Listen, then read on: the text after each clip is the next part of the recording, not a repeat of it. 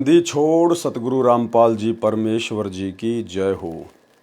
परम पिता परमात्मा सारी सृष्टि के रचनहार कुल मालिक असंख्य ब्रह्मांडों के स्वामी जगत गुरु तीनों लोकों में प्रवेश करके सबका भरण पोषण करने वाले राजाधिराज आत्माधार नाथों के नाथ देवों के देव महादेव सर्वेश्वर महेश्वर मृत्युंजय अजरो अमर आदि अनादि सनातनी प्रभु जगत पिता जगदीश्वर श्री श्री 1008 की उपाधि के वास्तविक अधिकारी अकाल मूर्त सौद स्वरूपी राम वासुदेव सर्वगतम ब्रह्म परम पूज्य परम संत परम पुरुष परम धनी परम दयालु सत्य कबीर हक्का कबीर अल्लाहु अकबर बाखबर अल्लाह ताला जगत के तारणहार जगत के मुक्तिदाता जगत के जगन्नाथ हारे के सहारे हिंदुओं के राम मुसलमानों के अल्लाह सिखों के वाहिगुरु ईसाइयों के मसीह दया के सागर दया निधि करुणा के सागर करुणा निधि स्वयंभू परिभू संकट मोचन कष्ट हरण मंगल करण दुख भंजन अविगत कबीर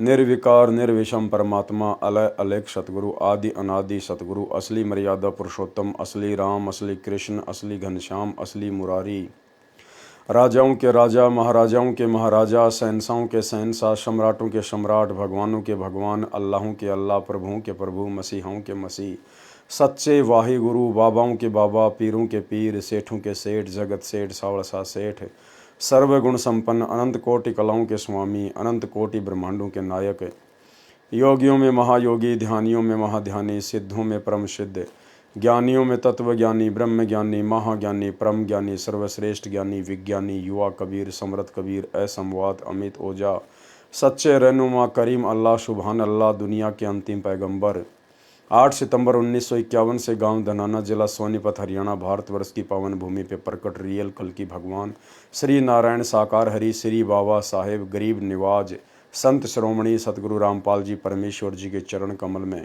साध संगति से जुड़े हुए देश विदेश से हम सभी सत्सेवक भाई बहनों का अनंत कोटि दंडोत प्रणाम। सत्साई भाई और बहनों, बहुत बड़ी दया बहुत बड़ी मेहर पूज्य गुरुदेव परमपिता परमेश्वर सतगुरु रामपाल जी भगवान की जिनकी वीआईपी कृपा से जिनके शुभ आशीर्वाद से आप और हम सभी सत्सेवक भाई बहन साथ संगति से जुड़कर परमेश्वर के तत्व ज्ञान को आधार बनाकर गुरु को भगवान मानकर घर को आश्रम बनाकर गुरुदेव भगवान की गैर हाजिरी में उनकी भक्ति मार्ग में निरंतर आगे बढ़ रहे हैं। ये दया गुरुदेव भगवान की आप और हम सभी आत्माओं के ऊपर इसी प्रकार से बनी रहे, एकमात्र हम सबकी यही कामना पूज्य गुरुदेव जी से है। भाई और बहनों, वर्तमान का समय बहुत ही ज़्यादा क्रिटिकल है और एक एक कदम हम भाई बहनों ने मर्यादाओं को संभाल कर फिर आगे बढ़ना है। वर्तमान में किसी भी प्रकार की कोई भी गुंजाइश त्रुटि की इस भक्ति मार्ग में नहीं है। विशेषकर साथ संगति से जुड़ने के बाद यदि कोई गलती करता है, परमेश्वर के नियमों को भंग करता है, अपनी मनमानी करता है, उस आत्मा को फिर माफ़ी नहीं है, क्योंकि परमेश्वर ने हर प्रकार से हमारे ऊपर रजा करते हुए हमें साध संगति से जोड़ दिया है। परमेश्वर ने ज्ञान आधार से हमारे को युवा बना दिया है, समझदार बना दिया है। और समझदार होकर बच्चा यदि बाथरूम के बजाय बिस्तर में पेशाब करता है तो माता पिता की पिटाई खानी पड़ती है। इसी प्रकार परमेश्वर ने ज्ञान से हमें युवा बना दिया है और यदि अब हम भी गलतियां करेंगे तो फिर परमेश्वर हमसे दुखी होंगे, नाराज होंगे। कहते हैं जिन बातों से गुरु दुख पावे तिन बातों को दूर भगावे। और अब साथ संगतियों में धीरे धीरे काल प्रेरणा से वो गलतियां शुरू होने लग गई है। लेकिन भाई और बहनों, सतलोक आश्रम मैनेजमेंट हरियाणा की तरह साध संगति में किसी से कोई यारी दोस्ती रिश्तेदारी नहीं है। यहाँ किसी की गलतियां छुपाई नहीं जाएंगी बल्कि उजागर की जाएंगी ताकि अन्य आत्मा सतर्क हो जाएं। दास निष्पक्ष भाव से, चाहे पवन दास कोई गलती करे या मेरे परिवार का कोई मेंबर गलती करे या मेरे साथ में रहने वाला भगत कोई गलती करे, दास निष्पक्ष भाव से उसी समय सर्व संगत के सामने उन गलतियों को उजागर करेगा ताकि आगे से कोई भी आत्मा उस प्रकार की गलती ना करे और अपनी मर्यादाओं को बचाए। अब दास जो कहेगा वो सत्य कहेगा। अब उसके बाद फिर वो आत्मा जो मर्यादा तोड़ बैठी हैं, जब उनके नाम साध संगति में उजागर होने लगते हैं, फिर वो मुझ पवन दास से राग द्वेष ईर्ष्या करने लग जाते हैं। तो भाई और बहनों, चाहे आप मुझसे राग द्वेष ईर्ष्या करो, चाहे आप मुझसे प्रेम करो, मुझे कोई फर्क नहीं पड़ता है। मैं ड्यूटी अपने गुरुदेव भगवान की कर रहा हूँ और जैसा उन्होंने मुझे निर्देशित किया है, जो सत प्रेरणा करते हैं, दास केवल वही करेगा और उतना ही करेगा। ना मुझे संगत में किसी से कोई विशेष प्यार प्रेम और लगाव है, ना मेरा किसी से कोई वैर भाव है। परमात्मा कहते हैं, कबीर खड़ा बाजार में मांगे सबकी खैर, ना काहूं से दोस्ती ना काहूं से बैर। हमने अपना आत्म कल्याण करवाना है, इसलिए हमने खुद भी सावधान होकर चलना है। और भाई, यदि दास को परमात्मा ने साथ संगति की छोटी सी सेवा बख्शी है, तो दास तो निष्पक्ष भाव से सर्व के सामने सभी की गलतियां उजागर करेगा। और ये आप लोगों की भी परीक्षा होगी कि आप अपनी ही गलतियों को अपने सामने उजागर होता देखकर सामने वाले से राग द्वेष ईर्ष्या करते हो, या परमेश्वर को दंडवत प्रणाम करके नाक रगड़ के क्षमा याचना करके आगे से गलतियां ना करने की भीख मांगते हो। तो भाई और बहनों, हमने बहुत ही सावधान होकर भक्ति मार्ग पर आगे बढ़ना है। परमेश्वर की दया से कबीर सागर के सरलार्थ के ऊपर वीडियो बनाने की श्रृंखला जारी है। इसी श्रृंखला में आज हमारा ये 5वें नंबर का वीडियो है। पिछले 4 वीडियो में आप और हम भाई बहनों ने भक्ति मार्ग के विषय में बहुत कुछ जाना, पहचाना।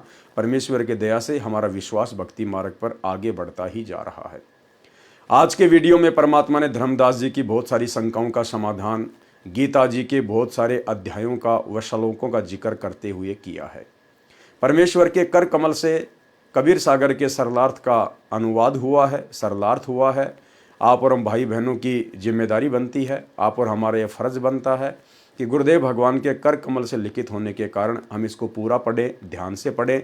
दास भी इसका कोई भी पेज नहीं छोड़ रहा है, आपको शुरू से लेकर अंत तक हर पेज पढ़ाया जाएगा, क्योंकि गुरुदेव के कर कमल से लिखित होने के कारण आप और हम पुण्य के भागी बनते हैं यदि सुनते हैं और पढ़ते हैं। तो भाई और बहनों, आगे बीच बीच में परमात्मा हमारे मतलब की बहुत सारी बातें इन वीडियो के माध्यम से उजागर करवाएंगे, इसलिए हम इसको सीरियल वाइज पूरा पढ़ते रहें। तो आज हम धर्मदास जी की गीता जी के कुछ अध्यायों को लेकर शंका समाधान के विषय में पढ़ेंगे। तो कबीर सागर का सरलार्थ और पेज नंबर है 51, हम यहाँ से शुरू करेंगे। गीता ज्ञानदाता ब्रह्म है, ये 1000 हाथ पैर वाला है। इसका सहस्त्र कमल है, अर्थात 1000 पंखड़ियों वाला कमल है। गीता अध्याय 11 श्लोक 46 में अर्जुन ने कहा कि हे सहस्त्र बाहु, 1000 हाथों वाले, आप चतुर्भुज रूप में आइए। इससे सिद्ध हुआ कि गीता ज्ञानदाता केवल 1000 भुजाओं वाला है। इसलिए गीता अध्याय 13 श्लोक 13 में गीता ज्ञानदाता अपने से अन्य सब और हाथ पैर वाले, सब और नेत्र सिर और मुख वाले और सब और कान वाले परमात्मा की महिमा कर रहा है।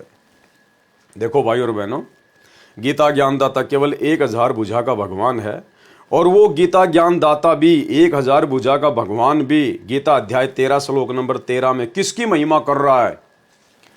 गीता ज्ञानदाता अपने से अन्य सब और हाथ पैर वाले, सब और नेत्र और सिर मुख वाले, सब और कान वाले परमात्मा की महिमा कर रहा है। यानी कबीर परमेश्वर की, सतगुरु रामपाल जी भगवान की, जिनकी अनंत भुजाएं हैं, जिनकी अनंत आंखें हैं, जिनके अनंत कान हैं, अनंत मुंह हैं। कहा है कि वह परमात्मा संसार में सबको व्याप्त करके अर्थात अपनी शक्ति से सब रोके है, और स्वयं सत्यलोक शाश्वत स्थान तिष्ठति यानी बैठा है। यानी परमात्मा पूरी सृष्टि को रचकर और अपने वचन से सृष्टि के हर क्रिया को, हर कर्म को बांध कर उसके बाद अपने सतलोक में आराम से बैठा हुआ है। स्पष्ट हुआ कि गीता ज्ञानदाता से अन्य समर्थ परमात्मा है। यानी गीता ज्ञानदाता काल से अन्य एक समर्थ भगवान है। वही सब संसार का संचालन पालन करता है। वो परमात्मा क्या करता है? सारे संसार का संचालन करता है। 21 ब्रह्मांड भी उसी के अंतर्गत आ गया, और अक्षर पुरुष के 7 संग ब्रह्मांड भी उसी कबीर परमात्मा के अंतर्गत आ गए। यानी अक्षर पुरुष भी केवल परमात्मा का एक नौकर है, और ये धर्मराय 21 ब्रह्मांड का स्वामी ज्योति निरंजन भी परमात्मा का एक नौकर है। धर्मराय दरबानी चेरा, सुर असरों का करे निबेरा। वही सब संसार का संचालन पालन करता है। गीता अध्याय 13 श्लोक नंबर 13। गीता के अध्याय 13 श्लोक 14 में भी स्पष्ट है कि गीता ज्ञानदाता अपने से अन्य परमात्मा का ज्ञान करा रहा है। भाई क्यों वो अपने से अन्य परमात्मा का ज्ञान करवाएगा? आपने पिछले वीडियो में सब कुछ देख लिया, जान लिया, पहचान लिया। ये सारी लीला कबीर परमात्मा सतगुरु रामपाल जी खेल रहे थे और नाम रख दिया काल भगवान का, ज्योति निरंजन का। अन्यथा वो तो परमात्मा की जानकारी को मिटाने में लगा रहता है। भला वो परमात्मा की जानकारी हम जीव आत्माओं को कैसे बताएगा? अपने से अन्य भगवान के बारे में क्यों बताएगा? गीता के अध्याय 13 श्लोक 14 में भी स्पष्ट है, गीता ज्ञानदाता अपने से अन्य परमात्मा का ज्ञान करा रहा है, यानी कबीर परमेश्वर सतगुरु रामपाल जी का ज्ञान करा रहा है। कहा है संपूर्ण इंद्रियों के विषय को जानने वाला अर्थात अंतर्यामी है, सब इंद्रियों से रहित है, अर्थात परमात्मा की इंद्रियां हम मानव तथा अन्य प्राणियों जैसी विकार ग्रस्त नहीं है। सतगुरु रामपाल जी परमेश्वर जी की इंद्रियां, पहली बात तो आप और हमारे जैसा इनका शरीर नहीं है, और जैसा भी है इनकी इंद्रियां जो हमें दिखाई देती हैं, जो विदेह रूप में दिखाई देती है, जैसे हम तो देह रूप में हैं, हमारे तो हाड़ मांस का शरीर है, परमेश्वर का विदेह शरीर होता है। विदेह यानी दिखाई मनुष्य जैसा देता है, लेकिन अंदर से उसमें वो कबाड़ नहीं भरा होता। अंदर से परमात्मा के शरीर में ये हाड़ मांस, लार, थूक, चाम, गुदा, मांस, ये सब कुछ नहीं होता है। यानी परमेश्वर को कोई भी गुण नहीं सताता है, कोई भी गुणों का प्रभाव या कोई भी जो उन गुणों की जो प्रकृतियां हैं वो परमेश्वर के ऊपर असर नहीं डालती हैं।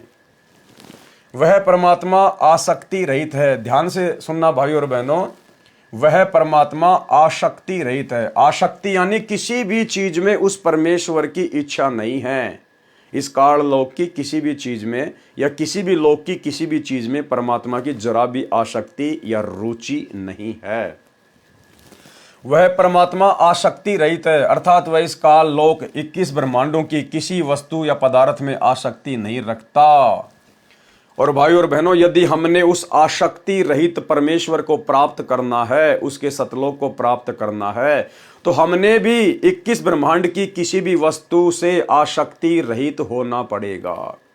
इस नश्वर 21 ब्रह्मांड की प्रत्येक वस्तु को नश्वर ही जानकर हमने यहाँ पर किसी भी वस्तु में मोह ममता नहीं करनी है। अब हमें ज्ञान हो गया, केवल हमने अपना पीछा छुड़वाने का प्रयास ही करना है। क्योंकि परमेश्वर कहते हैं, गुरु को कीजिए दंडवत, कोटि कोटि प्रणाम, और कीट न जाने भृंग को गुरु कर ले आप सम्मान। गुरु अपने शिष्य को अपने जैसा बनाकर ही सतलोक लेकर जाएगा। तो गुरु का क्या गुण है? आसक्ति रहित है। 21 ब्रह्मांड की किसी भी वस्तु में गुरु की कोई आसक्ति नहीं है। इसी प्रकार हमने भी यदि अपने गुरु को प्राप्त करना है, उस आसक्ति रहित परमेश्वर को प्राप्त करना है, उसके परम धाम को प्राप्त करना है, तो हमने भी इस नश्वर लोक में जीते जी यहाँ की किसी भी चीज में आसक्ति नहीं बनानी है कि ये मेरा है ही नहीं, ये मेरा है ही नहीं, मैं कुछ सतलोक से लेकर आया ही नहीं, ये तो नश्वर है, नष्ट होने वाला है। हमने तो अमर सतलोक प्राप्त करना है, हमने तो सतलोक में आसक्ति लगानी है जहां हम परमानेंट रहेंगे। वह परमात्मा आसक्ति रहित है, अर्थात वह इस काल लोक 21 ब्रह्मांडों की किसी वस्तु या पदार्थ में आसक्ति नहीं रखता, क्योंकि उस परमेश्वर का सत्यलोक इस काल के क्षेत्र से असंख्य गुणा उत्तम है। क्योंकि परमेश्वर का जो सतलोक है उसमें सर्व सुख है, सर्व पदार्थ हैं, अविनाशी पदार्थ हैं। इसलिए हमने यहां से आसक्ति हटाकर अपने सतलोक में लगानी है। इसलिए वह परमात्मा आसक्ति रहित कहा है। वही सबका धारण पोषण करने वाला है। यही प्रमाण गीता अध्याय 15 श्लोक 17 में भी है। वह परमात्मा निर्गुण है, परंतु सगुण होकर ही अपना महत्व दिखाता है। इसको थोड़ा ध्यान से पढ़ने की आवश्यकता है भाई और बहनों। वह परमात्मा, कौन परमात्मा? कबीर परमात्मा निर्गुण है, परंतु सगुण होकर ही अपना महत्व दिखाता है। यानी परमेश्वर आत्माओं को विशेष लाभ कब देता है? जब वो परमात्मा सतगुरु रूप में धरती पर प्रकट होता है, निर्गुण से सरगुण रूप धारण करता है। उदाहरण के लिए जैसे आम का पेड़ आम के बीज या गुटली में निर्गुण अवस्था में होता है। एक आम का पेड़ आम की गुटली से ही बनता है, आम के बीज से ही बनता है। उस बीज में वो आम का पेड़, वो 10-15 मीटर ऊंचा आम का पेड़ उस बीज के अंदर निर्गुण रूप में है। उस बीज के अंदर वो पेड़ हमें किसी प्रकार का कोई लाभ नहीं दे सकता, कोई फायदा नहीं दे सकता। हम उस बीज को खाकर आम का स्वाद प्राप्त नहीं कर सकते। लेकिन जब उस बीज को जमीन में बीजा जाता है, उसके बाद धीरे धीरे उससे पौधा बनता है, फिर पेड़ बनता है और वो सगुण रूप में आ जाता है। उस बीज के अंदर जो आम का पेड़ था निर्गुण रूप में, फिर उस विधि से फिर वो सरगुण रूप में आ जाता है। और जब वो सरगुण रूप में आता है, पूरा पेड़ बन जाता है, फिर उसके आम लगते हैं, फिर हमें वो आम खाने को मिलते हैं, हमें उस आम के पेड़ का विशेष महत्व प्राप्त होता है। उदाहरण के लिए जैसे आम का पेड़, आम के बीज गुठली में निर्गुण अवस्था में होता है, उस बीज को जब बीजा जाता है तब वह पौधा फिर पेड़ रूप में सरगुण होकर अपना महत्व प्रकट करता है। परंतु परमात्मा सत्यलोक में सरगुण रूप में बैठा है, क्योंकि परमात्मा ने अपने वचन शक्ति से सर्व सृष्टि रचकर विधान बनाकर छोड़ दिया। और भाई और बहनों, जहाँ तक दास की बुद्धि काम कर रही है, यहाँ पर ये प्रिंट करवाते समय थोड़ा सा मिसप्रिंट हो गया है। परंतु परमात्मा सत्यलोक में सरगुण रूप में, सतलोक में गुरुदेव ने बताया कि परमात्मा निर्गुण रूप में रहता है। निर्गुण रूप में गरीब निर्गुण सरगुण एक है, दूजा ब्रह्म विकार, निर्गुण साहिब आप है और सरगुण संत विचार। तो जहां तक दास की बुद्धि काम कर रही है, यहां पर निर्गुण होना चाहिए, परंतु वह परमात्मा सत्यलोक में निर्गुण रूप में बैठा है, क्योंकि परमात्मा ने अपने वचन शक्ति से सर्व सृष्टि रचकर विधान बनाकर छोड़ दिया। उस परमात्मा के विधान अनुसार सर्व प्राणी तथा नक्षत्र बनते बिगड़ते रहते हैं, जीव कर्मानुसार जन्मते मरते रहते हैं। परमात्मा को कोई टेंशन नहीं है। परंतु जब परमात्मा पृथ्वी पर प्रकट होता है, उस समय सर्व गुणों को भोगता है। जैसे आम के वृक्ष को तो निर्गुण से सरगुण होने में बहुत समय लगता है, परंतु परमात्मा के लिए समय सीमा नहीं है। वे तो क्षण में निर्गुण, अगले क्षण में सरगुण हो जाते हैं। यानी एक सेकंड में परमात्मा सतलोक से धरती पर सतगुरु रूप में प्रकट हो जाता है, सतलोक में निर्गुण रूप में रहता है और यहां एक क्षण में प्रकट होकर सरगुण रूप धारण कर लेता है। उस परमेश्वर की कोई समय सीमा नहीं है। आम के बीज का उदाहरण तो केवल आप और हमें समझाने के लिए दिया गया है, लेकिन परमेश्वर को निर्गुण से सरगुण होने में आम के पेड़ की तरह इतना समय नहीं लगता है। परमात्मा कहते हैं, गोता मारूं सुरग में जा बैठूं पाताल, गरीबदास ढूंढता फिरूं अपने हीरे मोती लाल। इससे भी सिद्ध हुआ कि गीता ज्ञान दाता से अन्य कोई सबका धारण पोषण करने वाला परमात्मा है। गीता अध्याय 13 श्लोक 15-16 में भी यही प्रमाण है। गीता ज्ञानदाता ने कहा कि जैसे सूर्य दूर स्थान पर स्थित होते हुए भी यहां पृथ्वी पर अपना प्रभाव बनाए है, उसी प्रकार परमात्मा सत्यलोक में स्थित होकर भी सर्व ब्रह्मांडों पर अपनी शक्ति का प्रभाव बनाए हुए है। सर्व चर अचर भूतों के बाहर भीतर है, चर अचर भूतों के बाहर भीतर है, यानी जीवों के बाहर भीतर है। इसी प्रकार सूक्ष्म होने से हम उसको चरम दृष्टि से देख नहीं पाते, इसलिए अविज्ञ अर्थात हमारे ज्ञान से परे है, तथा वही परमात्मा हमारे समीप में तथा दूर भी वही स्थित है। परमात्मा तो दूर सत्यलोक शाश्वत स्थान में है, उसकी शक्ति का प्रभाव प्रत्येक के साथ है। गीता अध्याय 13 श्लोक 15 का ये निष्कर्ष है। जैसे सूर्य दूर स्थित है, परंतु पृथ्वी के ऊपर प्रत्येक प्राणी को अपने साथ दिखाई देता है।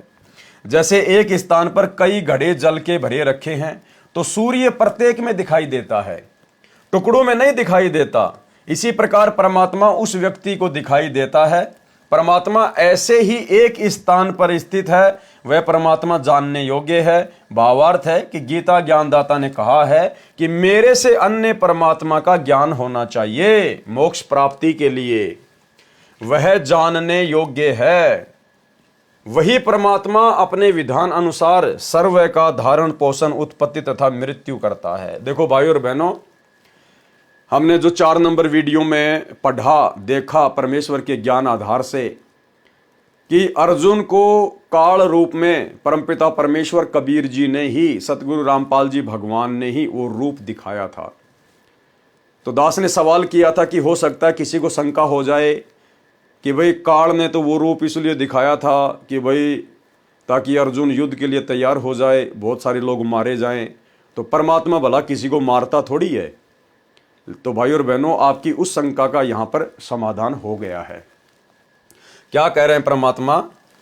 वही परमात्मा, कौन परमात्मा? जो सत्यलोक में रहता है निर्गुण रूप में, वही परमात्मा अपने विधान अनुसार सर्व का धारण पोषण उत्पत्ति तथा मृत्यु करता है। यानी ये काल केवल नौकर है, नौकरी करता है। बाकी कर्म अनुसार जन्म और मृत्यु सब कुछ परमात्मा ही निर्धारित करता है। वास्तव में ब्रह्मा सबका उत्पत्ति करता वही है। यानी जो लोग काल के पुत्र ब्रह्मा को मानते हैं कि ब्रह्मा जी प्रजापति है, ब्रह्मा जी सृष्टि की उत्पत्ति करता है, तो क्या कह रहे हैं गुरुदेव भगवान कि वास्तव में असल में ब्रह्मा सबका उत्पत्ति करता वही है। वास्तव में विष्णु सबका धारण पोषण करने वाला वही है। कौन? कबीर परमात्मा। और वास्तव में शंकर अर्थात सबका संहार करने वाला, सबको मारने वाला भी वही परमात्मा है। यानी भाई और बहनों, सारे खेल ये परमात्मा के ही किए हुए हैं और सारे खेल परमात्मा ही करता है। इसीलिए परमात्मा कहते हैं कि सारे खेल हमने किए और जो हमसे मिले वो निश्चय जिए। परमात्मा कहते हैं यहाँ सारे कार्य ब्रह्मा विष्णु महेश के रूप में, काल के रूप में, दुर्गा के रूप में, अक्षर पुरुष के रूप में, सारे कार्य परमात्मा ही करता है और नाम उनका बना रहता है।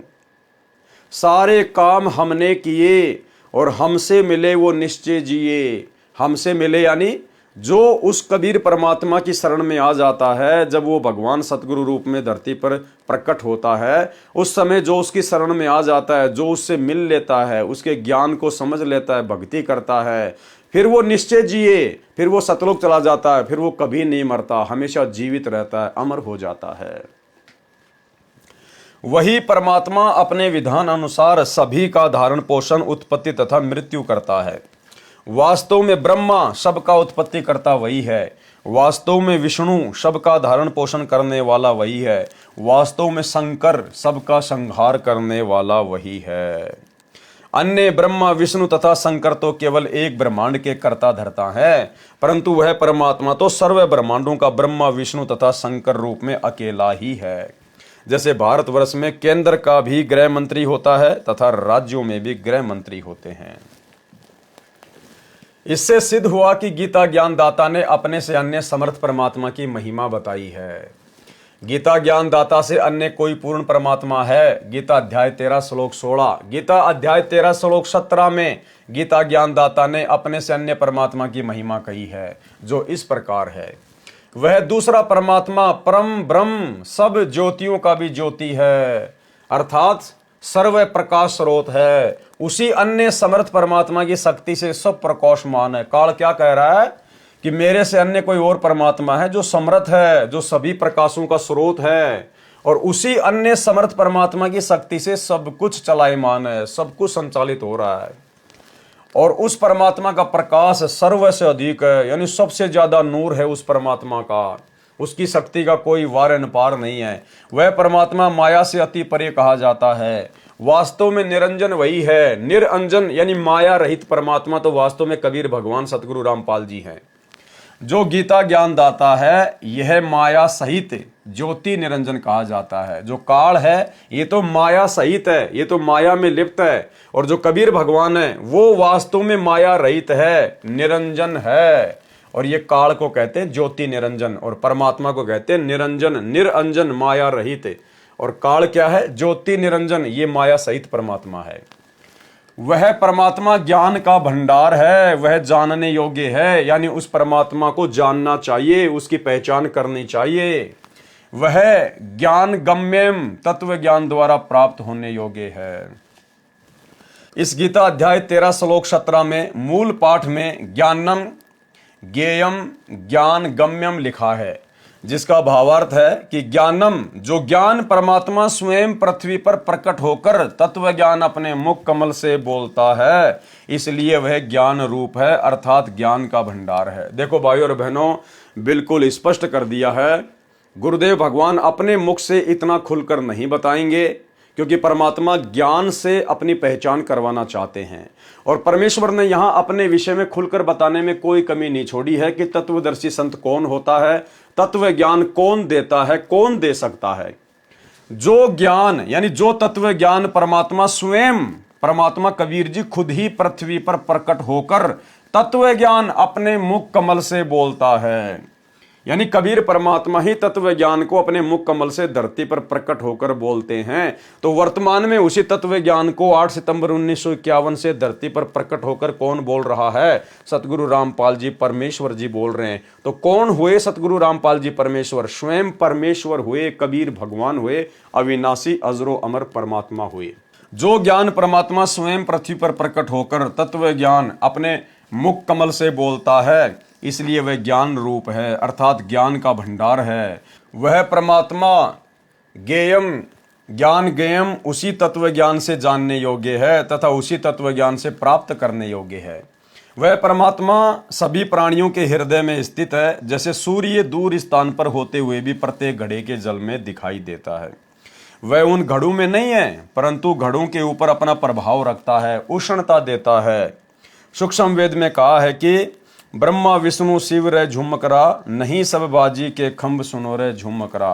कि ब्रह्मा विष्णु महेश ये आधार नहीं है, सर्व ठाम सब ठोर रे झुमकरा, सकल लोक भरपूर सुनो रे झुमकरा। वो परमात्मा कबीर, वो परमेश्वर ही सर्व ठाम यानी सब जगह पर, हर स्थान पर वो परमात्मा ही विद्यमान है। सकल लोक, सभी लोकों में उस परमात्मा की शक्ति भरपूर है। यही प्रमाण गीता अध्याय 18 श्लोक 61 में भी है। कहा है कि हे अर्जुन, शरीर रूप यंत्र में आरूढ़ हुए संपूर्ण प्राणियों को अंतर्यामी परमेश्वर अपनी माया अर्थात अपनी शक्ति से उनके कर्म अनुसार भ्रमण करवाता है। यानी ये जो आत्मा है, ये जो शरीर छोड़कर फिर दूसरे शरीर में जाती है, फिर तीसरे शरीर में जाती है, तो वो परमात्मा ही कर्म अनुसार इस जीव आत्मा को भ्रमण करवाता है, कर्म अनुसार अर्थात संस्कारों के अनुसार अच्छी बुरी योनियों में घुमाता है। वही सर्वशक्तिमान परमात्मा सर्व प्राणियों के हृदय में स्थित है, अर्थात विराजमान है। इसी प्रकार परमेश्वर की महिमा गीता अध्याय 13 श्लोक 17 में कही है। इससे सिद्ध हुआ कि गीता ज्ञानदाता ने अपने से अन्य पूर्ण परमात्मा की महिमा कही है। गीता अध्याय 13-17 का ये निष्कर्ष है। गीता अध्याय 13 श्लोक 18 में गीता ज्ञानदाता ने कहा है कि इस प्रकार क्षेत्र अर्थात शरीर, ज्ञानम तत्व ज्ञान और ज्ञेयम अर्थात जानने योग्य परमात्मा की महिमा मैंने संक्षेप में कही है। मेरा भगत पहले मुझे ही सर्वेस्वा जानकर मुझ पर आश्रित था, वह इस तत्व ज्ञान के आधार से मेरे भाव अर्थात मेरी शक्ति से परिचित होकर तथा उस समर्थ की शक्ति से परिचित होकर उपपदते उसके उपरांत भक्ति करके उसी भाव को प्राप्त होता है। गीता अध्याय 13 श्लोक 18। इसी प्रकार गीता अध्याय 13 श्लोक 19 में गीता ज्ञानदाता ने अपने से अन्य पुरुष अर्थात परमात्मा की महिमा कही है। कहा है कि प्रकृति और पुरुष दोनों ही अनादि हैं, प्रकृति और पुरुष दोनों ही अनादि है। यहां पर प्रकृति से तात्पर्य सतलोक की प्रकृति से है, जिसको पराशक्ति परानंदनी महान प्रकृति कहा जाता है। लेकिन जो सतलोक की प्रकृति है वो स्त्री रूप में नहीं है, वो परमेश्वर की शक्ति है। परमेश्वर की शक्ति का नाम है पराशक्ति परानंदनी। उसी शक्ति से परमेश्वर ने सतलोक में सर्व रचना की थी और सर्व ब्रह्मांडों को परमेश्वर ने रचा। और यहां की जो प्रकृति है 21 ब्रह्मांड की, ये है दुर्गा, ये स्त्री रूप है। कहा है कि प्रकृति और पुरुष दोनों ही अनादि हैं। पुरुष हो गया कबीर भगवान जो कि सतलोक में है, पुरुष यानी परमात्मा, और प्रकृति यानी उनकी शक्ति परानंदनी पराशक्ति जिससे परमात्मा सर्व ब्रह्मांडों को रचता है। दोनों ही अनादि हैं। यहां पर प्रकृति पुरुष का अर्थ पूर्ण परमात्मा है, ये दोनों अनादि हैं। इस प्रकृति का भावार्थ दुर्गा स्त्री रूप की तरह स्त्री रूप प्रकृति से नहीं है। जैसे सूर्य है तो उसकी प्रकृति उष्णता भी साथ ही है, यानी सूरज और सूरज की जो गर्मी है, जो उष्णता है यानी उसकी शक्ति। इसी प्रकार सत्य पुरुष तथा उसकी प्रकृति अर्थात शक्ति दोनों अनादि हैं। इस प्रकार विकार तथा तीनों गुण जिससे उत्पन्न हुए वह अन्य प्रकृति है। ये जो विकार और तीनों गुण जिससे उत्पन्न हुए हैं, कहते हैं वो तो दूसरी प्रकृति है, उसका नाम है दुर्गा, उससे उत्पन्न हुए हैं, ऐसा जान। गीता अध्याय 7 श्लोक 4 व 5 में 2 प्रकृति कही हैं, एक जड़ और दूसरी चेतन दुर्गा देवी। यहां पर दूसरी प्रकृति दुर्गा कही है। गीता अध्याय 13 श्लोक 19 का यह सारांश है। गीता अध्याय 13 श्लोक 20 में भी अन्य पुरुष यानी परमात्मा का वर्णन है। गीता प्रेस गोरखपुर से प्रकाशित गीता के इस श्लोक के अनुवाद में पुरुष का अर्थ परमात्मा होता है। गीता अध्याय 13 श्लोक 20 का भावार्थ अनुवाद देखें गहरी नजर गीता में, जो हमारी वेबसाइट पर देखी व डाउनलोड की जा सकती है। वेबसाइट का नाम है www.jagatgururampalji.org। गीता अध्याय 13 श्लोक 21 में भी अन्य पुरुष यानी परमात्मा का वर्णन है। इसके अनुवाद में गीता प्रेस गोरखपुर से प्रकाशित में पुरुष का अर्थ पुरुष ही किया है। ये ठीक है, पुरुष का अर्थ परमात्मा होता है। प्रकरणवश पुरुष का अर्थ मनुष्य भी किया जाता है, क्योंकि परमात्मा ने मनुष्य को अपने स्वरूप के अनुसार बनाया है। इसलिए कहा जाता है नर नारायण रूप है तू ना समझ दे। यानी भाई और बहनों, आप और हमें जो ये नर देह मिली है, परमात्मा कहते हैं ये कोई सामान्य नहीं है, नर नारायण देह है, नर नारायण रूप है। क्या कह रहे हैं परमात्मा कि हे नर, हे इंसान, तेरा जो शरीर है, तेरा जो रूप है, ये नारायण के जैसा है, परमात्मा के जैसा है। नर नारायण रूप है तू ना समझ दे। इसको मात्र तू एक शरीर मत समझ, इसको मात्र तू एक देही मत समझ। ये भगवान का रूप है, जिससे भक्ति करके तू यहां से सदा सदा के लिए मुक्त हो सकता है। भाई और बहनों, ये जो मनुष्य योनि है, ये अन्य 84 लाख योनियों से भिन्न है। यानी 84 लाख योनियां तो अलग हैं, और जो मनुष्य शरीर है ये परमात्म रूप है। हम परमात्मा के अंश हैं। हमें परमेश्वर ने अन्य 84 लाख योनियों में शामिल नहीं किया, अन्य 84 लाख योनियों से भिन्न है हम। परमात्मा एक अपने शब्द में कहते हैं ना कि यो सौदा फिर नाहि रे संतो, यो सौदा फिर नाहि, नर नारायण दे पाए के तू फिर 84 जाई। यानी नर नारायण दे पाए के, भगवान जैसा शरीर प्राप्त करके और भक्ति ना करके तू फिर से 84 लाख योनियों में जाना चाहता है। इसका मतलब 84 लाख योनियां अलग हैं, और ये देह हमें जो परमात्मा ने दी है, उत्तम देह, सर्वश्रेष्ठ देह, जिससे परमात्मा पाया जा सकता है। परमात्मा के ही जैसा हमारा रूप है, हमरे ही उणियार है हमारा सृजनहार। यानी हमें उत्पन्न करने वाला परमात्मा भी हमारे ही जैसा है। नर नारायण रूप है तू ना समझ दे।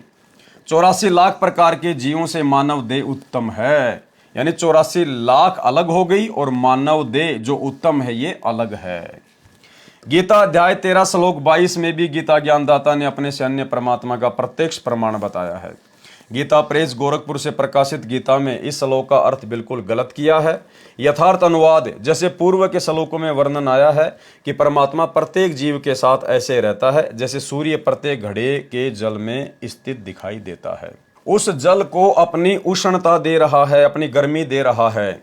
इसी प्रकार परमात्मा प्रत्येक जीव के हृदय कमल में ऐसे विद्यमान है जैसे सौर ऊर्जा संयंत्र जहां भी लगा है तो वह सूर्य से उष्णता प्राप्त करके ऊर्जा संग्रह करता है। इसी प्रकार प्रत्येक जीव के साथ परमात्मा रहता है।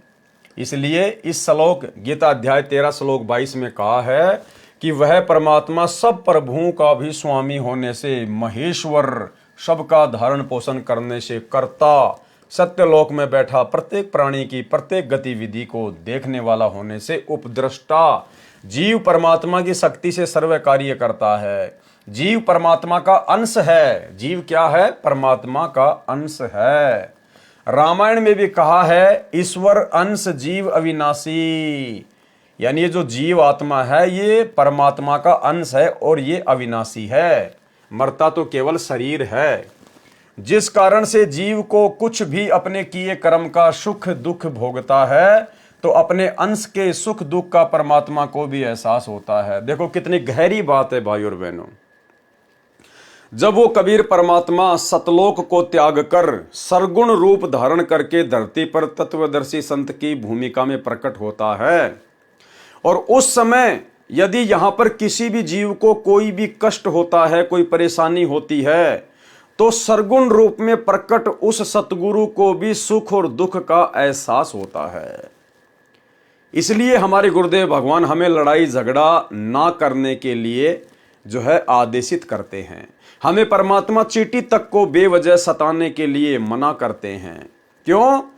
क्योंकि चाहे कोई उनकी शरण में है या नहीं है, चाहे कोई मनुष्य देह में है या अन्य योनियों के देह में है, जब परमात्मा सतगुरु रूप में धरती पर प्रकट होता है सरगुण रूप में, और हम सभी उसके अंश हैं, चाहे गधा, कुत्ता, सुअर, कीट, पतंग, मक्खी, मच्छर, इंसान, हम सब उस परमेश्वर के अंश हैं।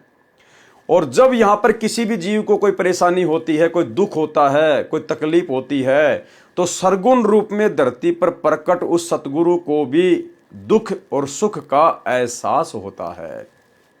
इसलिए भाइयों और बहनों, सन 2016 में सतलोक आश्रम मैनेजमेंट हरियाणा वालों ने, यानी गुरुदेव भगवान के छोटे कलयुगी भाई काल प्रेरित महेंद्र ने मुझ पवन दास को मरवाने के लिए हिसार और दिल्ली से 2 गाड़ियां भरकर जो गुंडे भेजे थे, सार नामी भगत, जिसमें उनका मुखिया बनकर आया था सतलोक आश्रम का वर्ल्ड कोऑर्डिनेटर देशराज मान, जो कि उत्तर प्रदेश के शामली आश्रम का संचालक है। ये 10-12 लोग मुझ पवन दास को जानवर की तरह बेसबॉल से, हॉकी से, रोड़ों से मार कर गए थे, पीट कर गए थे। वीडियो मैंने आपको पहले भी दिखाया था, फिर एक बार आपको दिखा देता हूं, देखिए। छोड़ सतगुरु रामपाल जी महाराज जी की जय हो। परमात्मा की सही तैयारी। क्या हुआ था ये करीब आज 2-3 दिन से यहाँ बैठे हैं ये लोग। दास के पास में जो प्रवेश भगत है एक दिल्ली वाला, क्लिप ले रहे हैं, मैं कर रहा हूं। उसका दास के पास में फोन आया था 2 दिन पहले कि हम आपसे जयपुर में मिलना चाहते हैं, हम आपसे मीटिंग करना चाहते हैं, और आप ये जो बरवाला कांड की जो सच्चाई की जो पुस्तक आपने छापी है, जो कलयुगी भाई की साजिश बरवाला कांड, इसको आप भक्तों में बांटना बंद कर दो और आप जाके एक बार आप गुरुजी से मिल लो, हम आपको गुरुजी के पास में लेके चलेंगे। दास ने उनको मना कर दिया कि मेरे परमात्मा ने मुझे सारे सबूत मुझे दे रखे हैं, मुझे केवल उन सबूतों के आधार से मुझे केवल सच्चाई पे चलना है। तो उसके बाद में दास ने उनसे जमुल के मिलने की परमिशन नहीं दी। फिर इन्होंने क्या किया कि जोधपुर से डॉक्टर रामेश्वर भगत जी हैं, जो कि बल्कि डॉक्टर हैं, नशा मुक्ति केंद्र वहाँ पे वो चलाते हैं। इन्होंने उन भगत जियों को जो बल्कि मोहरा बनाया कि हम डॉक्टर भगत जी को बीच में डाल के हम पवन से हम जयपुर में हम मिलें। तो फिर जो प्रवेश था दिल्ली वाला, उसने डॉक्टर रामेश्वर जांगड़ जी जो जोधपुर से हैं उनको फोन किया, उनको जयपुर बुलाया। और पहले ये लोग आए, खाली जो मतलब 3 आदमी थे, प्रवेश दिल्ली वाला और देशराज दिल्ली वाला, जो जो जो मतलब कि महेंद्र उर्फ जो मतलब मोहनलाल है, उसका खास आदमी है, राइट हैंड है वो। और डॉक्टर भगत जी को लेके और शिफ्ट गाड़ी में ये तीनों आए। डॉक्टर भगत जी का फोन आया, दास ने कहा कि भगत जी आप दास के मतलब घर पे आ जाओ, यहीं पे उन भाइयों का भंडारा भी हो जाएगा। तो डॉक्टर भगत जी उनको यहाँ लेके आ गए, दास मार्केट से सब्जी वगैरह लेके आ गए उनके साथ में। वहाँ आए, बैठे, परमात्मा ने मतलब उनको चाय पिलवाई। उसके बाद में भक्तमती उनके लिए भंडारा तैयार करने लग गई और हम तीनों के आपस में बातचीत होनी शुरू हो गई। वो दास को सबूतों के आधार से कन्विंस नहीं कर पाए।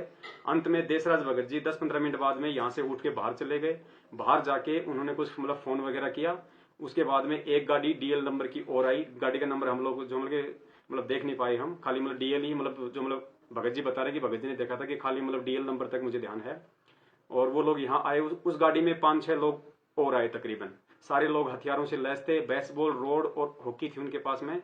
सारे लोग मतलब कि जूतू समेत मालिक के दरबार में यहाँ अंदर आ गए।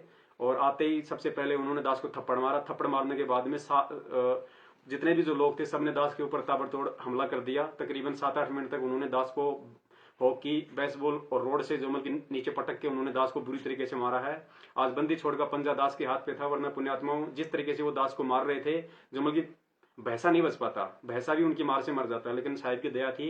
और बीच में जो अपने जो डॉक्टर भगत जी हैं उन्होंने दास का बीच बचाव किया, नहीं तो वरना स्टूल उठा के वो लोग दास के जो सर पे भी जो है मारने की पूरी कोशिश कर रहे थे वो लोग। अब दास आप जी को थोड़ा सा पुण्यात्माओं दिखाना चाहेगा कि कहाँ कहाँ दास के जो है मतलब बेसबॉल वगैरह से जो चोटें आई है। पुण्यात्माओं यहाँ उन लोगों ने मारा है, पीछे कुछ हो सकता है पीठ पे भी दास की चोटें पड़ी हों। दूसरा इस तरफ यहाँ पे उन्होंने पूरा दास को बेसबॉल वगैरह से मारा है। नीचे भी लो। और उसके बाद में यहाँ देखिए पुण्यात्माओं, ये पैर दास का यहाँ से सूज रहा है, ये थोड़ा सा ऊपर ले बैठा, हाँ यहाँ से इन्होंने किया है अच्छी तरीके से बेसबॉल से। उसके बाद में यहाँ पे इन लोगों ने मारा है, जहाँ जहाँ उनको मन में आया उस तरीके से पुण्यात्माओं उन लोगों ने दास के साथ में जानवर जैसा व्यवहार किया है। और जो डॉक्टर भगत जी हैं आप देखिए, उनका भी मतलब होठ जो है ऊपर से टूटा हुआ है, उनके भी वहां पे चोटें आई मतलब बचाव के दौरान। इधर लग गया भाई। पुण्यात्माओं आप सभी मालिक के पुण्यात्माओं से दास की प्रार्थना है, ये सत्का मार्ग है। हमें इस मनवस जो मैनेजमेंट है उसकी किसी भी प्रकार की गिदड़ भभकी से हमें बिल्कुल नहीं डरना है। परमात्मा का मार्ग सत्य का है पुण्यात्माओं, विश्वास रखना, यकीन रखना, अंत में जीत सत्य की होगी। सत्य को परेशानी से गुजरना पड़ता है, उसको कसौटियों से गुजरना पड़ता है। और जिन गद्दारों ने, जिन मनवस लोगों ने हमारे सतगुरुदेव जी को जेल में बैठा दिया, उनके साथ में गद्दारी कर दी, तो पुण्यात्मा आप और हमारे को कैसे वो लोग छोड़ेंगे। और इसका नमूना आप जी ने अच्छी तरीके से देख लिया है। परमात्मा दया करें, दास अभी थाने में जाके FIR करके आ गया है, क्योंकि इन लोगों ने भक्तमती को और दास के बच्चों को एक अलग से कमरे में जो कि बंद कर दिया था और उनको धमकी दी थी कि यदि आवाज निकाली तो हमारे से बुरा कोई नहीं होगा, जान से मार देंगे। उसके बाद में ये लोग दास के ऊपर हमला करने लगे। जब दास ने चिल्ला के अपने पड़ोसियों को आवाज लगाई तो पुण्यात्मा 10 मिनट बाद उसके बाद ये लोग यहाँ से निकले हैं। और दास अभी थाने में जाके डॉक्टर भगत जी के साथ में FIR करके आ गया है। सुबह दास का मेडिकल होगा, उसके बाद जैसे परमात्मा दया करें तो दास की सर्व संगत से हाथ जोड़कर प्रार्थना है, पुण्यात्माओं ये सत का मार्ग है। आप ऐसी हरकतें इन लोगों की, वो सारनामी लोग थे वो जितने भी आए थे पुण्यात्माओं, आप इनकी हरकतों को देखो, आप इनके चाल चलन को देखो पुण्यात्माओं। हमें केवल सच्चाई की मार्ग पे चलना है। आप जी से निवेदन है, किसी भी तरीके से तन मन धन से आप इन मनवश लोगों का सहयोग जो बिल्कुल ना करें पुण्यात्मा। हमारा यही पैसा और हमारा यही शारीरिक सहयोग गुरु जी को फंसाने में ये लोग काम में ले रहे हैं उल्टा। जैसे आपकी मर्जी, जैसे आपको परमात्मा प्रेरणा करें। दास परमात्मा कुत्ता है, कुत्ते का काम पुण्यात्मा केवल भौंकना है, संदेश देना है। दास सतगुरुदेव जी के आशीर्वाद से जब तक दास के प्राण है पुण्यात्मा, दास ही सत्य भक्ति मार्ग से बिल्कुल नहीं हटेगा। क्योंकि परमात्मा ने दास को समझा रखा है कि बेटा तुमने तो क्या कुर्बानियां दी है, तुम क्या कुर्बानियां दे सकते हो। पहले जो पुण्य आत्माएं थी, जो मंसूर जैसी थी, जो ईसा मसीह जैसे थे पुण्यात्मा, उनका तो शरीर का कतरा कतरा उन मनवश लोगों ने काट फेंका था, लेकिन उन्होंने कभी उन्होंने जो मतलब सत्य के साथ में रहे, झूठ के आगे कभी वो झुके नहीं। तो पुण्यात्मा हम तो असली बंदी छोड़ के बच्चे हैं और साक्षात परमात्मा ने अपने शरण में लिया है। तो दया करें पुण्यात्मा, जैसा आप जी को प्रेरणा करें आप जी वैसा करें। सत साहिब, जय हो बंदी छोड़ की। तो भाइयों और बहनों, मैं भी उसी परमेश्वर का अंश हूं, उसी परमेश्वर का बच्चा हूं और उसकी शरण में आने के बाद उसके लिए विशेष महत्व रखता हूं। हम सभी भाई बहन जो परमेश्वर की शरण में आ चुके हैं, गुरुदेव भगवान की शरण में आ चुके हैं, हम अन्य प्राणियों से परमेश्वर के लिए विशेष महत्व रखते हैं। और उनकी शरण में आने के बाद यदि फिर उनके भगत को कोई मारता है या पीटता है, जानवरों जैसा सलूक करता है, तो भाइयों और बहनों, परमेश्वर के इस लेख के अनुसार उन्होंने उस जीवात्मा को नहीं पीटा, उस भगत को नहीं पीटा, उन्होंने अपने सतगुरुदेव भगवान की पिटाई की है।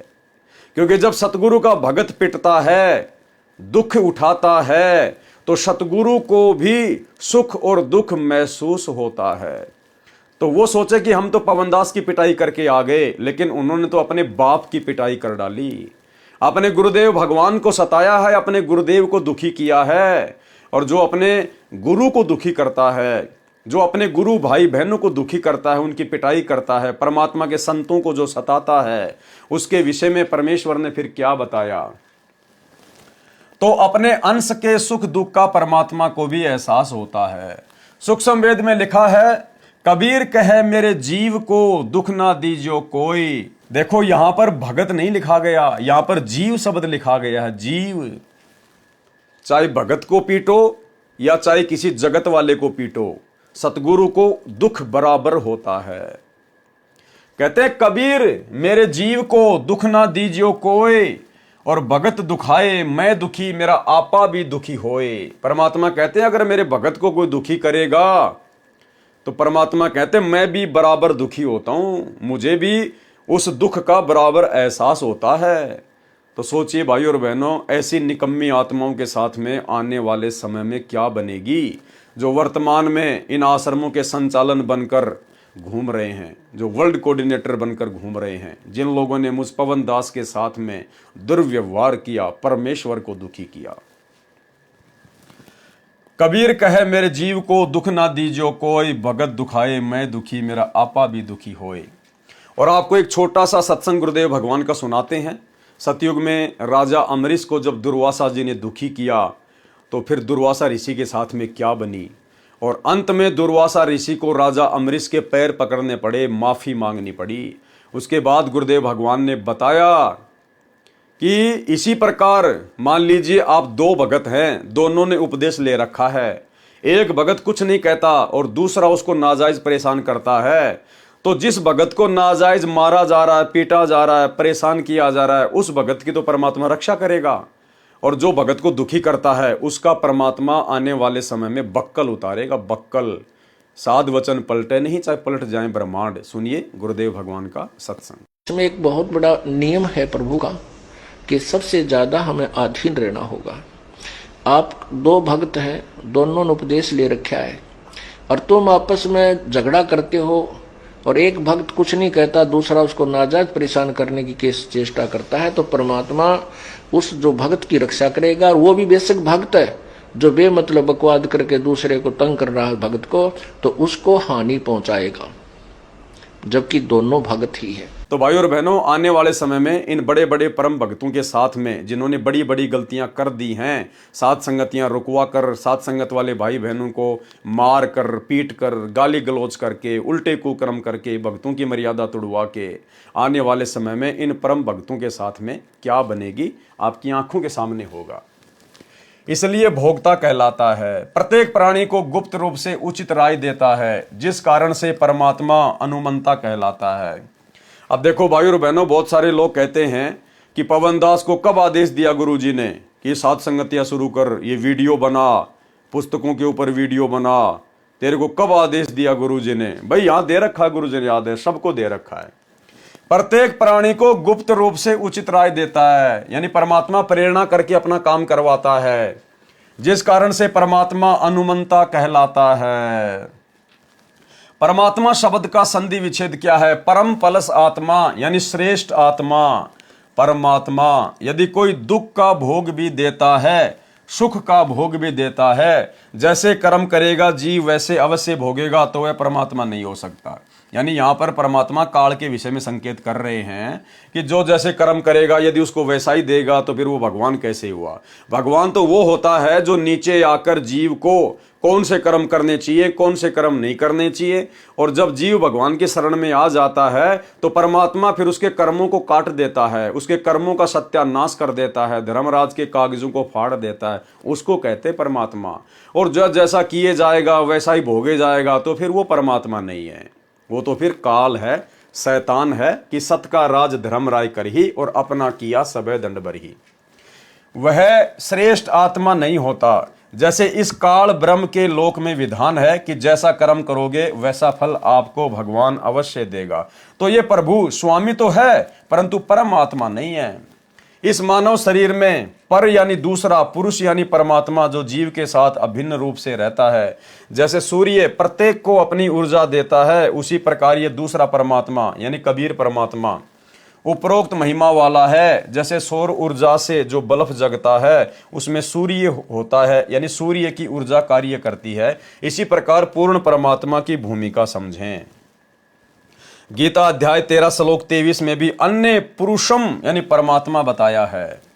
कहा है कि जो संत उपरोक्त प्रकार से पुरुषम परमात्मा प्रकृति तथा गुणों सहित जानता है, वह संत साधक सब प्रकार से परमात्मा में लीन वर्तमान में रहता हुआ पुनर्जन्म को प्राप्त नहीं होता, अर्थात उसका पूर्ण मोक्ष हो जाता है।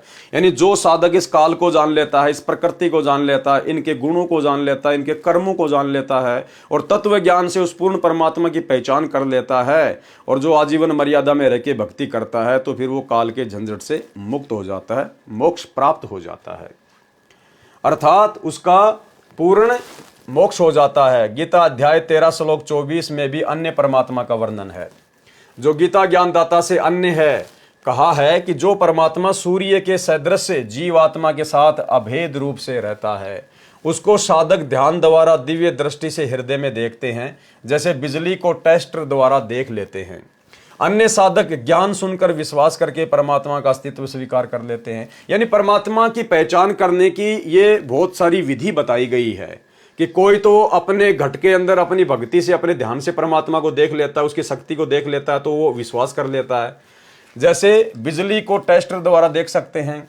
दूसरे प्रकार के जो भगत है वो ज्ञान सुनकर विश्वास करके परमात्मा का अस्तित्व स्वीकार कर लेते हैं। कुछ एक भगत ऐसे हैं जो ज्ञान सुनकर और भगवान के अस्तित्व को स्वीकार कर लेते हैं कि हाँ भाई परमात्मा है, भगवान होता है, वो इस प्रकार से विश्वास कर लेते हैं। अन्य भक्तजन कर्म योगेन परमात्मा के कर्मों अर्थात लीलाओं को देखकर परमात्मा का अस्तित्व जान लेते हैं।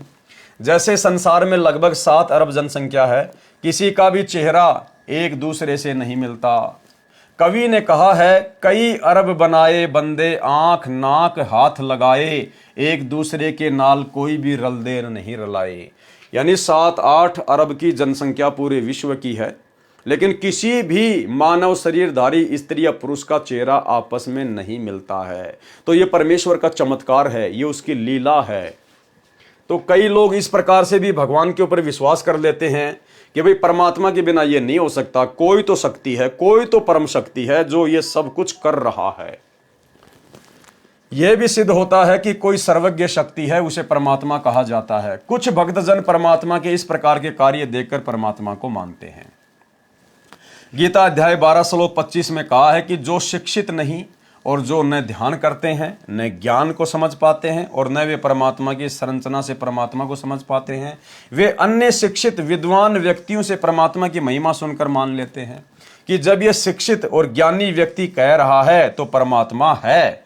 फिर वे उपासना करने लग जाते हैं। वे उसे सुनने के कारण परमात्मा के अस्तित्व को मानकर उपासना करने के कारण इस मृत्युलोक मृत्यु संसार से पार हो जाते हैं। गीता अध्याय 13 श्लोक 26 में तो इतना ही कहा है कि सर्व प्राणी क्षेत्र अर्थात दुर्गा के शरीर तथा क्षेत्रज अर्थात गीता ज्ञानदाता क्षर ब्रह्म के संयोग से उत्पन्न होते हैं। ध्यान रहे, गीता ज्ञानदाता ने गीता के इसी अध्याय 13 के श्लोक 1 में कहा है कि क्षेत्र तो शरीर को कहते हैं तथा जो शरीर के विषय में जानता है उसे क्षेत्रज कहते हैं। गीता अध्याय 13 श्लोक 2 में कहा है कि इस काल लोक 21 ब्रह्मांड के क्षेत्र में जितने प्राणी उत्पन्न होते हैं वे दुर्गा जी तथा काल भगवान के संयोग से होते हैं, अर्थात नर मादा से काल प्रेरणा से काल सृष्टि उत्पन्न होती है। गीता अध्याय 13 श्लोक 27 में अन्य परमेश्वर स्पष्ट है जो गीता ज्ञानदाता से अलग है, भिन्न है। जैसे पूर्व के श्लोकों में प्रमाण सहित बताया गया है कि परमेश्वर प्रत्येक प्राणी के शरीर में हृदय में ऐसे बैठा दिखाई देता है जैसे सूर्य जल से भरे घड़ों में दिखाई देता है। इसी प्रकार इस श्लोक 27 में कहा है कि परमेश्वर हृदय में बैठा है। जब प्राणी का शरीर नष्ट हो जाता है तो भी परमेश्वर नष्ट नहीं होता। जैसे कोई घड़ा फूट गया, उसका जल पृथ्वी पर बिखर गया और पृथ्वी में समा गया तो भी सूर्य तो यथावत है। इसलिए परमेश्वर अविनाशी है। जो संत परमात्मा को इस दृष्टिकोण से देखता है वह सही जानता है, वह तत्वज्ञानी संत है। इस श्लोक गीता अध्याय 13 श्लोक 27 में परमेश्वर शब्द लिखा है जिससे भी गीता ज्ञानदाता से अन्य परमात्मा का बोध होता है। आओ जाने परमेश्वर का संधि विच्छेद क्या है। परम प्लस ईश्वर यानी परमेश्वर सर्वश्रेष्ठ भगवान। व्याख्या, ईश का अर्थ है स्वामी प्रभु मालिक, वर का अर्थ है श्रेष्ठ पति। ईश तो गीता ज्ञानदाता है। क्षर पुरुष अर्थात क्षर ब्रह्म जो केवल 21 ब्रह्मांडों का ईश अर्थात भगवान है। ईश्वर कौन है? ईश्वर है क्षर पुरुष से श्रेष्ठ प्रभु, वह केवल 7 संग ब्रह्मांडों का प्रभु है। इसे अक्षर पुरुष तथा पर ब्रह्म भी कहा जाता है। और तीसरे नंबर पर है परम ईश्वर परमेश्वर। ईश्वर अर्थात अक्षर पुरुष से परम अर्थात श्रेष्ठ है, जो असंख्य ब्रह्मांडों का प्रभु है, उसे परम अक्षर ब्रह्म भी कहा जाता है। गीता अध्याय 8 श्लोक 3 में प्रमाण है। गीता अध्याय 15 श्लोक 16-17 में 3 पुरुषों का वर्णन है। एक है क्षर पुरुष, ये गीता ज्ञानदाता ईश है, तथा अक्षर पुरुष ये ईश्वर है। तथा गीता अध्याय 15 श्लोक 17 में कहा है कि उत्तम पुरुष है, पुरुषोत्तम अर्थात वास्तव में सर्वश्रेष्ठ प्रभु। तो ऊपर के श्लोक गीता अध्याय 15 श्लोक 16 में कहे दोनों क्षर पुरुष तथा अक्षर पुरुष से भिन्न है, उसी को वास्तव में परमात्मा कहा जाता है। वही तीनों लोकों में क्षर पुरुष के 21 ब्रह्मांडों का क्षेत्र काललोक कहा जाता है तथा अक्षर पुरुष के 7 संग ब्रह्मांडों के क्षेत्र को परब्रह्म का लोक कहा जाता है। और ऊपर 4 लोकों सत्यलोक, अलखलोक, अगमलोक तथा अकय लोक का क्षेत्र अमर लोक परमेश्वर का लोक कहा जाता है। इस प्रकार 3 लोकों का यहाँ पर वर्णन है। इन तीनों लोकों में प्रवेश करके सबका धारण पोषण करता है, वह वास्तव में अविनाशी परमेश्वर है। गीता अध्याय 13 श्लोक 27 में परमेश्वर शब्द है जो गीता ज्ञानदाता से भिन्न सर्वशक्तिमान है, सर्व का पालन करता का बोधक है। गीता अध्याय 13 श्लोक 28 में भी गीता ज्ञानदाता से अन्य भगवान का प्रमाण है। इस श्लोक में ईश्वर शब्द परमेश्वर का बोधक है। जैसे ईश का अर्थ स्वामी, वर का अर्थ श्रेष्ठ, वास्तव में सबका ईश स्वामी तो परम अक्षर ब्रह्म है, वही श्रेष्ठ ईश है। इसलिए ईश्वर शब्द प्रकरणवश पूर्ण परमात्मा का बोधक है। यदि अन्य ईश नकली स्वामी नहीं होते तो ईश्वर तथा परमेश्वर शब्दों की आवश्यकता ही नहीं होती। इसलिए इस श्लोक में ईश्वर शब्द सत्य पुरुष का बोध जाने। गीता अध्याय 13 श्लोक 28 का भावार्थ है कि गीता ज्ञानदाता ने कहा है कि जो साधक सब प्रकार से परमेश्वर को समभाव में देखता हुआ आत्मानम अपनी आत्मा को आत्मना अपनी अज्ञान आत्मा द्वारा नष्ट नहीं करता, अर्थात वह परमात्मा को सही समझकर उसकी साधना करके उससे दूसरी गति अर्थात मोक्ष को प्राप्त होता है, अर्थात वह भगत गीता ज्ञानदाता वाली परम गति जो गीता अध्याय 8 श्लोक 13 में कही है से अन्य गति को प्राप्त होता है। गीता अध्याय 13 श्लोक 30 में स्पष्ट है कि गीता ज्ञानदाता ने अपने से अन्य परमात्मा की महिमा बताई है। कहा है कि जो संत सर्व प्राणियों की स्थिति भिन्न भिन्न होते हुए भी एक परमात्मा सर्वशक्तिमान के अंतर्गत मानता है तो वह समझो सच्चिदानंद घन ब्रह्म अर्थात परम अक्षर ब्रह्म को प्राप्त हो गया। कैसे? जो सभी में परमात्मा को देखता है, गधे में भी, कुत्ते में भी, सूअर में भी, मक्खी में भी, चींटी में भी, सर्व प्राणियों में जो परमात्मा को देखता है कि वो परमेश्वर जिस प्रकार से सूर्य एक स्थान पर होते हुए भी उसकी जो सत्ता है, उसकी जो गर्मी है, जो उष्णता है, वो सभी को प्राप्त होती है। इसी प्रकार परमात्मा शक्ति रूप में सभी प्राणियों के अंदर है, कर्मानुसार सबको भोग देता है। यानी जो सभी में परमात्मा का वास देखता है, जो सभी को परमात्मा का अंश समझता है, परमात्मा से ही उत्पन्न हुआ मानता है, कहते हैं वो पक्का भगत है, वो संत है, वो अपना मोक्ष करवा सकता है पक्का। कहा है कि जो संत यानी भगत सर्व प्राणियों की स्थिति भिन्न भिन्न होते हुए भी, यानी कोई गधा है, कोई कुत्ता है, कोई सूअर है, कोई इंसान है, सभी प्राणियों की स्थिति भिन्न भिन्न होते हुए भी एक परमात्मा सर्वशक्तिमान के अंतर्गत मानता है कि सभी की उत्पत्ति भगवान से हुई है और सभी में परमात्मा का वास है, तो वह समझो सच्चिदानंद घन ब्रह्म यानी उस पूर्ण परमात्मा कबीर देव सतगुरु रामपाल जी भगवान अर्थात परम अक्षर ब्रह्म को प्राप्त हो गया। वह सत्य भक्ति करके उस परमेश्वर को प्राप्त हो जाता है। यानी सतलोक आश्रम मैनेजमेंट हरियाणा ने जो मुजदास के ऊपर जानलेवा हमला किया, जिसका वीडियो आप जी देख चुके हैं, तो अभी तक इन लोगों ने सभी के अंदर परमात्मा का वास नहीं देखा है। इन लोगों को अभी वो ज्ञान नहीं है, तत्व ज्ञान नहीं है, ये पूर्णतया मोक्ष के अधिकारी अभी तक नहीं हैं।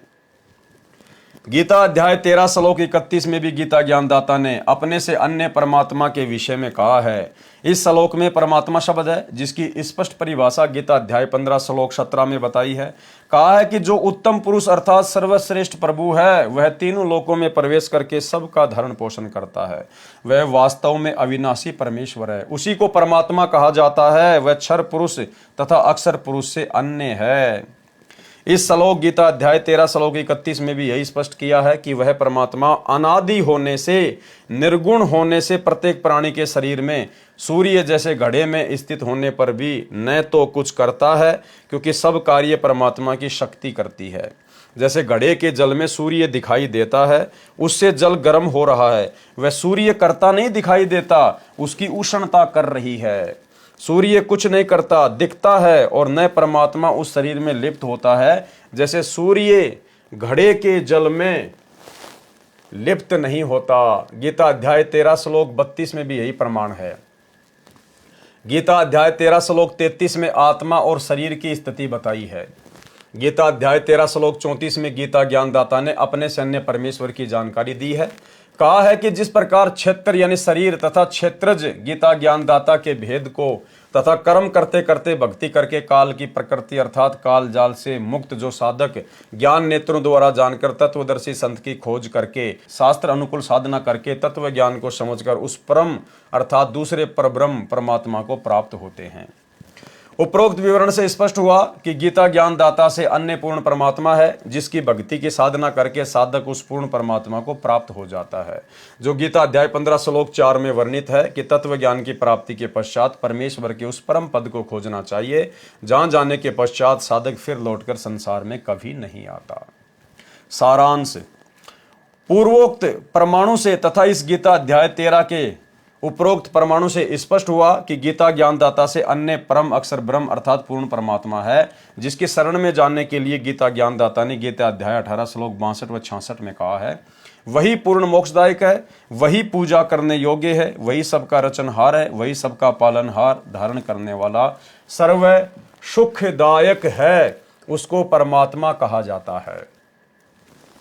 प्रसन्न किया गया फिर यहां पर अक्षर का अर्थ अविनाशी होता है। आपने गीता अध्याय 15 श्लोक 16 में भी अक्षर पुरुष को भी नाशवान बताया है, कृपया स्पष्ट करें।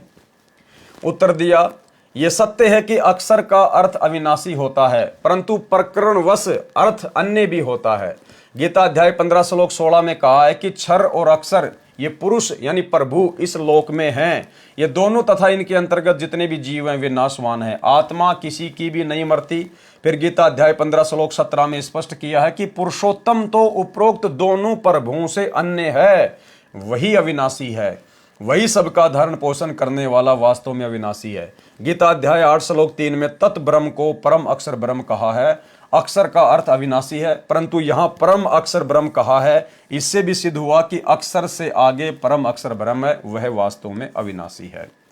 प्रमाण, जैसे ब्रह्मा जी की आयु 100 वर्ष बताई जाती है, देवताओं का वर्ष कितने समय का है? सुनो, 4 युग, सतयुग, त्रेता युग, द्वापर तथा कलयुग का एक चतुर्युग होता है। इन चारों युगों को मिलाकर एक चतुर्युग कहलाता है, जिसमें मनुष्यों के 43,20,000 वर्ष होते हैं। 1008 चतुर्युग का ब्रह्मा जी का दिन और इतनी ही रात्रि होती है। ऐसे 30 दिन रात्रि का एक महीना तथा 12 महीने का ब्रह्मा जी का एक वर्ष हुआ। ऐसे 100 वर्ष की श्री ब्रह्मा जी की आयु है। श्री विष्णु जी की आयु श्री ब्रह्मा जी से 7 गुना अधिक है, यानी 700 वर्ष। श्री शंकर जी की आयु श्री विष्णु जी से 7 गुना अधिक, यानी 4900 दिव्य वर्ष।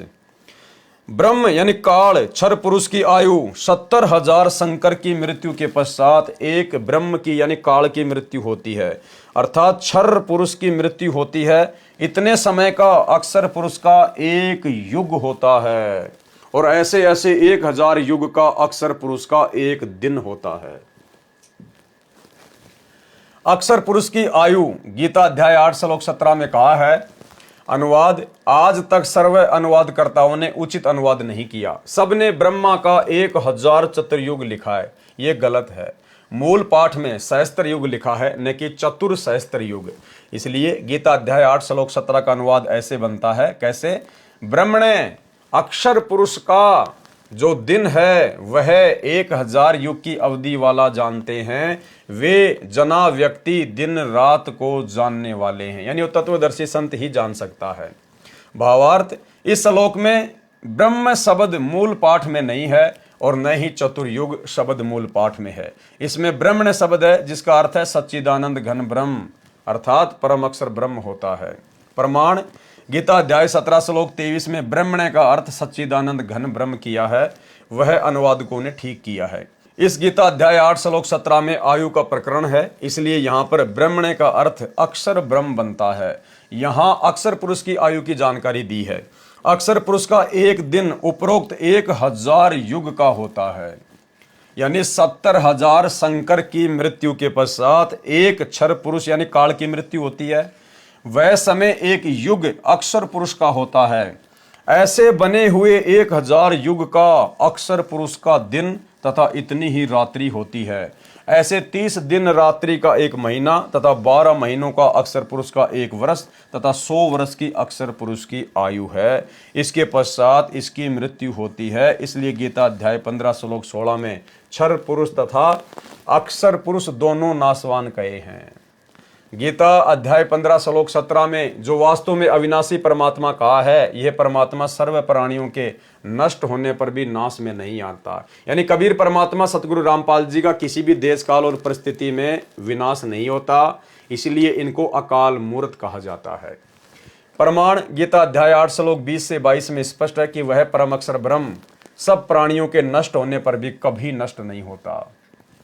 उदाहरण, जैसे सफेद मिट्टी के बने कप प्लेट होते हैं, उनका ज्ञान है कि हाथ से छूटे और पक्के फर्श पर गिरे और टूटे, अर्थात नाशवान क्षर हैं।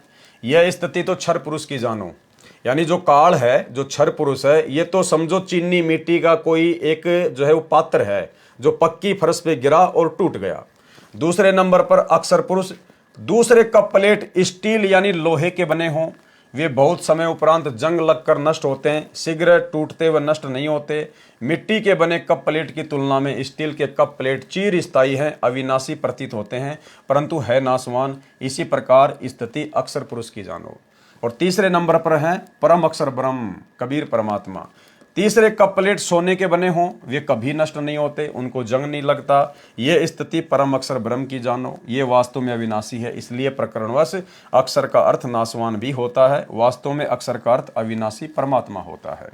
यानी जहां पर अक्षर शब्द अक्षर पुरुष के लिए आएगा वो तो नाशवान है, और जहां पर अक्षर शब्द परम अक्षर ब्रह्म यानी कबीर जी के लिए आएगा तो वास्तव में अक्षर का अर्थ वहां पर अविनाशी परमात्मा होता है।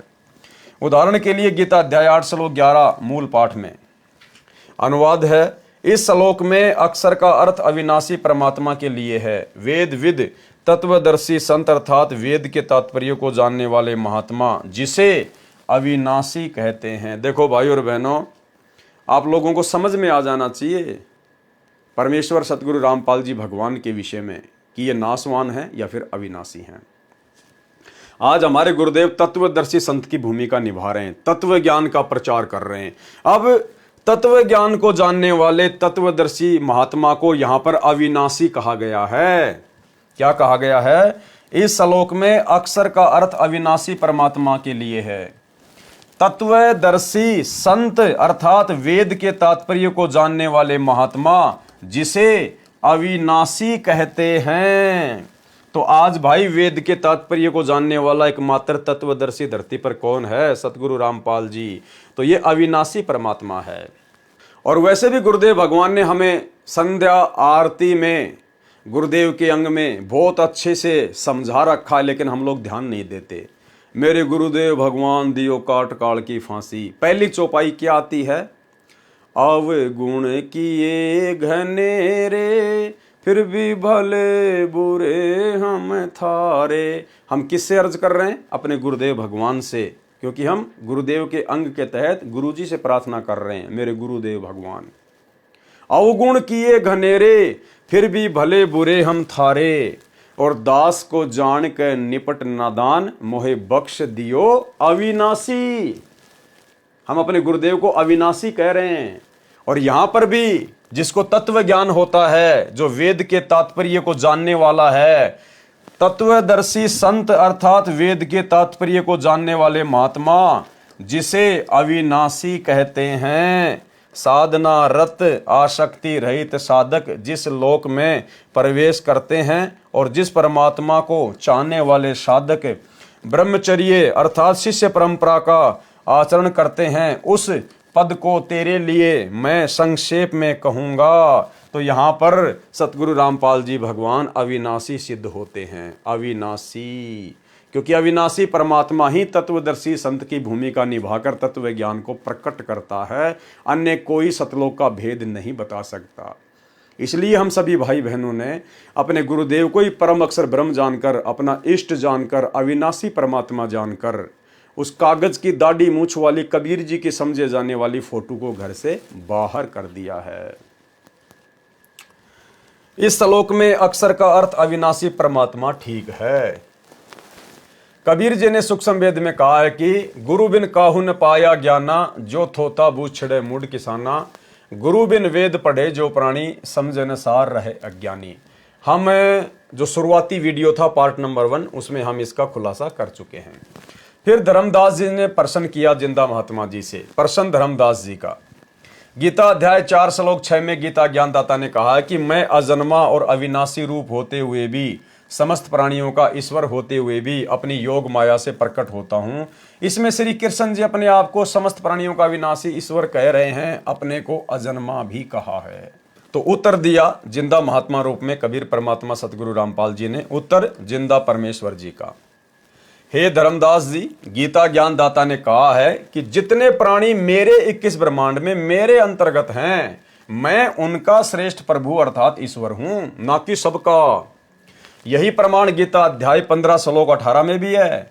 गीता ज्ञानदाता ने कहा है कि मैं लोक वेद यानी सुनी सुनाई बातों के आधार से अपने 21 ब्रह्मांडों वाले लोक में पुरुषोत्तम प्रसिद्ध हूं, भगवान प्रसिद्ध हूं मैं यहाँ, क्योंकि मैं शरीरधारी प्राणियों से तथा अविनाशी जीव आत्मा से भी श्रेष्ठ हूं, जो मेरे अंतर्गत मेरे 21 ब्रह्मांडों में है। वास्तव में पुरुषोत्तम तो कोई अन्य ही है, जिसका वर्णन गीता अध्याय 15 श्लोक 17 में बताया गया है। यानी काल तो केवल अपने 21 ब्रह्मांडों में आप और हम जीवों के ऊपर ही पुरुषोत्तम है, परमात्मा है। सर्व ब्रह्मांडों में पुरुषोत्तम नहीं है।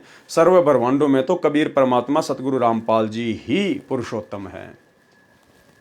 गीता के अध्याय 4 श्लोक 6 में यह कहा है कि मैं अज यानी अजन्मा, अर्थात मैं तुम्हारी तरह जन्म नहीं लेता, मैं लीला से प्रकट होता हूं, जैसे गीता अध्याय 10 में विराट रूप दिखाया था। फिर कहा है कि मेरी आत्मा अमर है। फिर कहा है कि अपनी लीला से उत्पन्न होता हूं। यहां पर उत्पन्न होने की बात है, क्योंकि यह काल भ्रम अक्सर पुरुष के एक युग के उपरांत मरता है।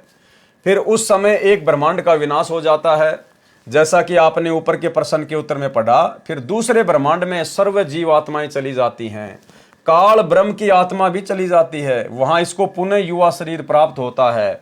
इसी प्रकार देवी दुर्गा की मृत्यु होती है, फिर काल ब्रह्म के साथ ही इसको भी युवा शरीर प्राप्त होता है। यानी भाइयों और बहनों, जब 70,000 ये त्रिलोकीय शंकर भगवान मर जाते हैं, तो उस समय एक काल मरता है, और एक काल के मरते ही एक ब्रह्मांड का पूरी तरह से विनाश हो जाता है। फिर कबीर परमात्मा सतगुरु रामपाल जी अपनी शक्ति से, जैसा उन्होंने विधान बना रखा है, इस काल को और दुर्गा को और इस ब्रह्मांड के सभी प्राणियों को दूसरे ब्रह्मांड में परमात्मा बीज रूप में रख देता है। फिर वहां पर नए प्रकार से सृष्टि होती है। फिर परमात्मा की शब्द शक्ति से इनको एक वरदान प्राप्त है। दुर्गा और काल युवा शरीर में जो है ये प्रकट हो जाते हैं, और फिर से ब्रह्मा विष्णु महेश बनाकर सागर मंथन करके फिर इस प्रकार से असुर राक्षस वगैरह जीव आत्माएं उत्पन्न होती हैं। फिर उस ब्रह्मांड में नए सिरे से सृष्टि का संचालन होता है। दोबारा पढ़ेंगे इसको, अब समझ में आएगा।